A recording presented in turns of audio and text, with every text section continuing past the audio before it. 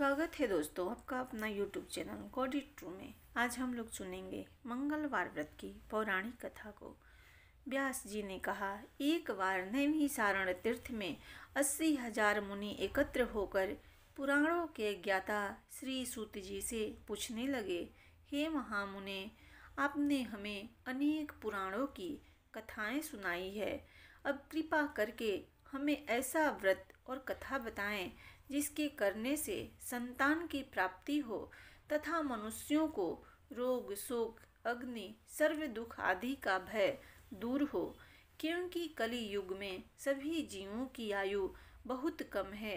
फिर इस पर उन्हें रोग चिंता के कष्ट लगे रहेंगे, तो फिर वह श्रीहरि के चरणों में अपना ध्यान कैसे लगा सकेंगे। श्री सूत जी बोले, हे मुनियों, आपने लोक कल्याण के लिए बहुत ही उत्तम बात पूछी है। एक बार युधिष्ठिर ने भगवान श्री कृष्ण से लोक कल्याण के लिए यही प्रश्न किया था। भगवान श्री कृष्ण और युधिष्ठिर का संवाद तुम्हारे सामने कहता हूँ, ध्यान देकर सुनो। एक समय पांडवों की सभा में श्री कृष्ण जी बैठे हुए थे। तब युधिष्ठिर ने भगवान श्री कृष्ण से प्रश्न किया, हे प्रभु नंद नंदन गोविंद, आपने मेरे लिए अनेकों कथाएं सुनाई है। आज आप कृपा करके ऐसा व्रत या कथा सुनाएं जिसके करने से मनुष्य को रोग चिंता का भय समाप्त हो और उसको पुत्र की प्राप्ति हो। हे प्रभु, बिना पुत्र के जीवन व्यर्थ है। पुत्र के बिना मनुष्य नरकगामी होता है। पुत्र के बिना मनुष्य पितृ ऋण से छुटकारा नहीं पा सकता और न ही उसका पुनंग नामक नरक से उद्धार हो सकता है। अतः पुत्रदायक व्रत बतलाइए। श्री कृष्ण भगवान बोले, हे राजन, मैं एक प्राचीन इतिहास सुनाता हूँ, आप उसे ध्यान पूर्वक सुनो। कुंडलपुर नामक एक नगर था। उसमें नंदा नामक एक ब्राह्मण रहता था। भगवान की कृपा से उसके पास सब कुछ था, फिर भी वह दुखी था। इसका कारण यह था कि ब्राह्मण की स्त्री सुनंदा के कोई संतान न थी। सुनंदा पतिव्रता थी, भक्ति पूर्वक श्री हनुमान जी की आराधना करती थी। मंगलवार के दिन व्रत करके अंत में भोजन बनाकर हनुमान जी का भोग लगाने के बाद स्वयं भोजन करती थी। एक बार मंगलवार के दिन ब्राह्मणी गृह कार्य की अधिकता के कारण हनुमान जी को भोग न लगा सकी, तो इस पर उसे बहुत दुख हुआ। उसने कुछ भी नहीं खाया और अपने मन में प्रण किया कि अब तो अगले मंगलवार को ही हनुमान जी का भोग लगाकर अन्न जल ग्रहण करूंगी। ब्राह्मणी सुनंदा प्रतिदिन भोजन बनाती, श्रद्धापूर्वक पति को खिलाती, परंतु स्वयं भोजन नहीं करती और मन ही मन श्री हनुमान जी की आराधना करती थी। इसी प्रकार 6 दिन गुजर गए और ब्राह्मणी सुनंदा अपने निश्चय के अनुसार भूखी प्यासी निराहार रही। अगले मंगलवार को ब्राह्मणी सुनंदा प्रातःकाल ही बेहोश होकर गिर पड़ी। ब्राह्मणी सुनंदा की इस असीम भक्ति के प्रभाव से श्री हनुमान जी बहुत प्रसन्न हुए और प्रकट होकर बोले, सुनंदा, मैं तेरी भक्ति से बहुत प्रसन्न हूँ, तू उठ और वर मांग। सुनंदा अपने आराध्य देव श्री हनुमान जी को देखकर आनंद की अधिकता से विह्वल हो श्री हनुमान जी के चरणों में गिर कर बोली, हे प्रभु, मेरी कोई संतान नहीं है, कृपा करके मुझे संतान प्राप्ति का आशीर्वाद दें, आपकी अति कृपा होगी। श्री महावीर जी बोले, तेरी इच्छा पूर्ण होगी, तेरे एक कन्या पैदा होगी, उसके अष्टांग प्रतिदिन सोना दिया करेंगे। इस प्रकार कहकर श्री हनुमान जी अंतर ध्यान हो गए। ब्राह्मणी सुनंदा बहुत हर्षित हुई और सभी समाचार अपने पति से कहा। ब्राह्मण देव कन्या का वरदान सुनकर बहुत दुखी हुए, परंतु सोना मिलने की बात सुनी तो बहुत प्रसन्न हुए। विचार किया कि ऐसी कन्या के साथ मेरी निर्धनता भी समाप्त हो जाएगी। श्री हनुमान जी की कृपा से वह ब्राह्मणी गर्भवती हुई और 10वें महीने में उसे बहुत ही सुंदर पुत्री प्राप्त हुई। यह बच्ची अपने पिता के घर में ठीक उसी तरह से बढ़ने लगी जिस प्रकार शुक्ल पक्ष का चंद्रमा बढ़ता है। 10वें दिन ब्राह्मण ने उस बालिका का नामकरण संस्कार कराया। उसके कुल पुरोहित ने उस बालिका का नाम रत्नावली रखा, क्योंकि यह कन्या सोना प्रदान किया करती थी। इस कन्या ने पूर्व जन्म में बड़े ही विधान से मंगल देव का व्रत किया था। रत्नावली का अष्टांग बहुत सा सोना देता था। उस सोने से नंदा ब्राह्मण बहुत ही धनवान हो गया। अब ब्राह्मणी भी बहुत अधिक अभिमान करने लगी थी। समय बीतता रहा। अब रत्नावली 10 वर्ष की हो चुकी थी। एक दिन जब नंदा ब्राह्मण प्रसन्नचित्त था, तब सुनंदा ने अपने पति से कहा, मेरी पुत्री रत्नावली विवाह के योग्य हो गई है, अतः आप कोई सुंदर तथा योग्य वर देखकर इसका विवाह कर दें। यह सुन ब्राह्मण बोला, अभी तो रत्नावली बहुत छोटी है। तब ब्राह्मणी बोली, शास्त्रों की आज्ञा है कि कन्या 8वें वर्ष में गौरी, 9 वर्ष में रोहिणी, 10वें वर्ष में कन्या, इसके पश्चात रजस्वला हो जाती है। गौरी के दान से पाताल लोक की प्राप्ति होती है। रोहिणी के दान से वैकुंठ लोक की प्राप्ति होती है। कन्या के दान से इंद्रलोक में सुखों की प्राप्ति होती है।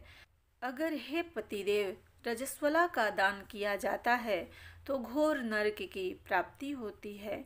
इस पर ब्राह्मण बोला, अभी तो रत्नावली मात्र 10 वर्ष की ही है और मैंने तो 16-16 साल की कन्याओं के विवाह कराए हैं, अभी जल्दी क्या है। तब ब्राह्मणी सुनंदा बोली, आपको तो लोभ अधिक हो गया है।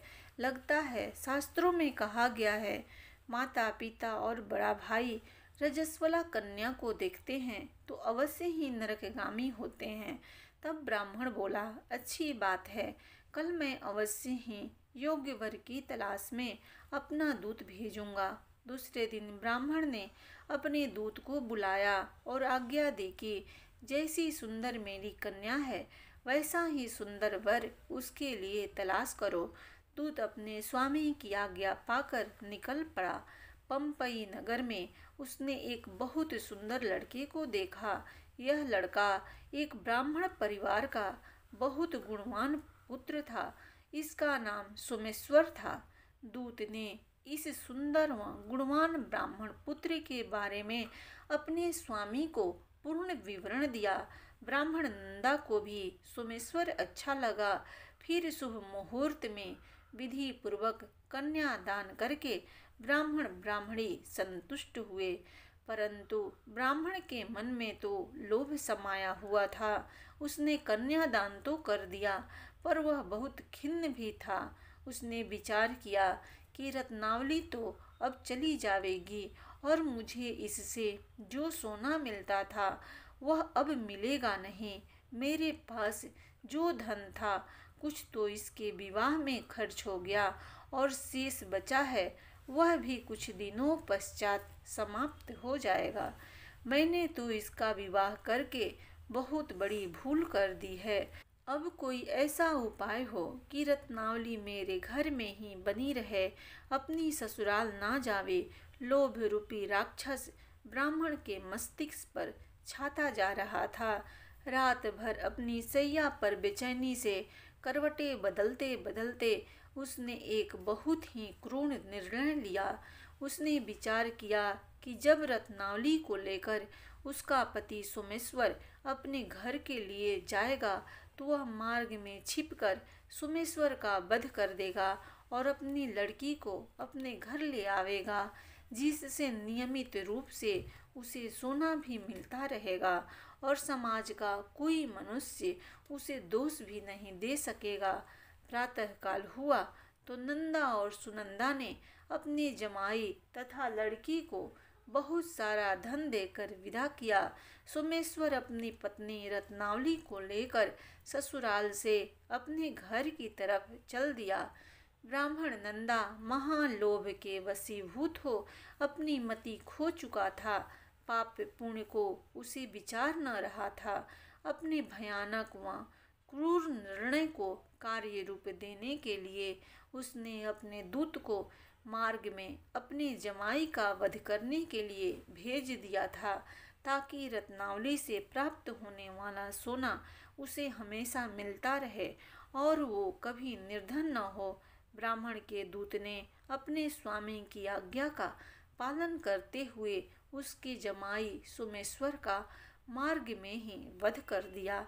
समाचार प्राप्त कर ब्राह्मण नंदा मार्ग में पहुंचा और रुदन करती अपनी पुत्री रत्नावली से बोला, हे पुत्री, मार्ग में लुटेरों ने तेरे पति का वध कर दिया है। भगवान की इच्छा के आगे किसी का कोई वश नहीं चलता है। अब तू घर चल, वहाँ पर ही रहकर शेष जीवन व्यतीत करना। जो भाग्य में लिखा है वही होगा।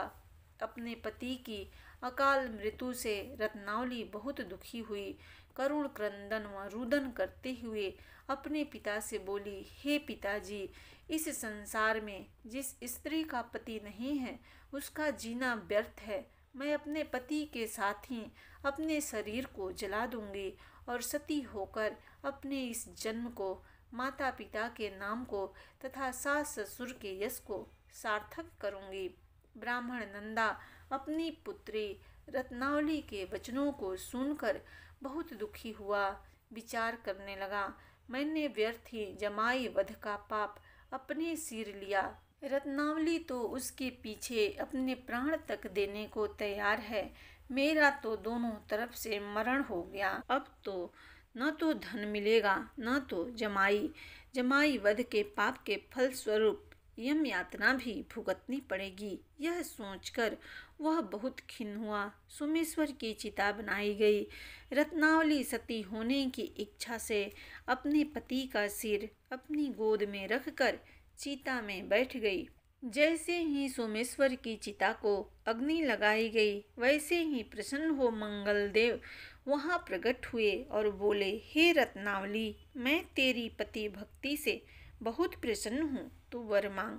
रत्नावली ने अपने पति का जीवन दान मांगा। तब मंगलदेव बोले, रत्नावली, तेरा पति अजर अमर है, वह महाविद्वान भी होगा और इसके अतिरिक्त तेरी जो इच्छा हो वर मांग। तब रत्नावली बोली, हे ग्रहों के स्वामी, यदि आप मुझ पर प्रसन्न हैं तो मुझे वर दीजिए कि जो भी मनुष्य मंगलवार के दिन प्रातःकाल लाल पुष्प लाल चंदन से पूजा करके आपका स्मरण करे, उसको रोग व्याधि न हो, स्वजनों का कभी वियोग न हो, सर्प अग्नि तथा शत्रुओं का भय न रहे। जो स्त्री मंगलवार का व्रत करे वह कभी विधवा न हो। मंगलदेव तथा अस्तु कहकर अंतर ध्यान हो गए। सोमेश्वर मंगलदेव की कृपा से जीवित हो उठा। रत्नावली अपने पति को पुनः प्राप्त कर बहुत प्रसन्न हुई और मंगलदेव का व्रत प्रत्येक मंगलवार को करके व्रतराज और मंगलदेव की कृपा से इस लोक में सुख ऐश्वर्य को भोगते हुए अंत में अपने पति के साथ स्वर्गलोक को गई। प्रेम से बोलिए हनुमान जी महाराज की जय।